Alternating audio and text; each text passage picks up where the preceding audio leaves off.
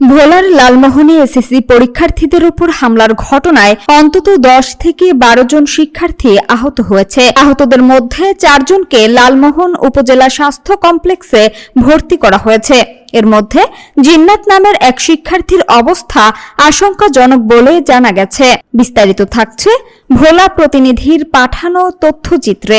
মঙ্গলবার Lalmohan technical school and কলেজের পরীক্ষা কেন্দ্রের সামনে পরীক্ষা শেষে বাড়ি ফেরার পথে এ হামলার ঘটনা ঘটে বলে জানা যায়। দেবীরচর হোসাইনিয়া দাখিল মাদ্রাসার ভারপ্রাপ্ত সুপার মাওলানা মাহবুব এলাহি বলেন, তাদের শিক্ষার্থীরা পরীক্ষা শেষে ভাড়ায় চালিত মাইক্রোবাসে বাড়ি ফেরার সময় একদল সন্ত্রাসী তাদের উপর হামলা চালায়। এতে কয়েকজন গুরুতর আহত হয়। আমি সুপার ভারপ্রাপ্ত সুপার হোসেন পরীক্ষা চলাকালীন দাখিল পরীক্ষা লালমোহন টেকনিক্যাল কলেজের কেন্দ্র। পরীক্ষার শেষে নাজিপুর মাদ্রাসার ছাত্ররা লালমোহনের বখাটে ছেলেদের নিয়ে আমার এই ছাত্রদের এবং ছাত্রীদের উপরে বেপরোয়া হামলা করছে। হামলা অনেকের মাথা ফেটে গেছে, অনেকের তিনি আরো জানান, এর আগে নাজিরপুর দারুল আউলিয়া ফাজিল মাদ্রাসার এক শিক্ষার্থীর গায়ে পানি পড়া নিয়ে বাগ্বিতণ্ডার ঘটনা ঘটে, যার জের ধরেই এ হামলা হতে পারে বলে ধারণা করা হচ্ছে।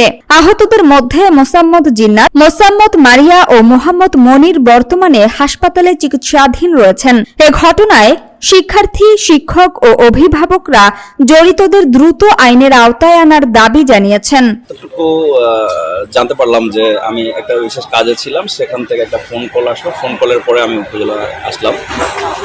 যদি আমি অবগত ছিলাম না, নেক্সট শুনলাম সেখানে আমার আপন ভাতিজি ছিল, আমার বাড়ির একটা মেয়ে ছিল, স্বাস্থ্য ভাইয়ের ও একটা ভাতিজি ছিল, আমার এলাকার যে মেয়েটা দেবীরচর হোসাইনিয়া দাখিল মাদ্রাসার স্টুডেন্ট ছাত্রছাত্রী তারা এখানে যে নেকটারজনক একটা হামলা। অন্যদিকে নাজিরপুর দারুল আউলিয়া ফাজিল মাদ্রাসার অধ্যক্ষ মাওলানা মোহাম্মদ আবুল হাশেম বলেন, বিষয়টি তদন্ত করে দোষীদের শাস্তির দাবি জানানো হচ্ছে।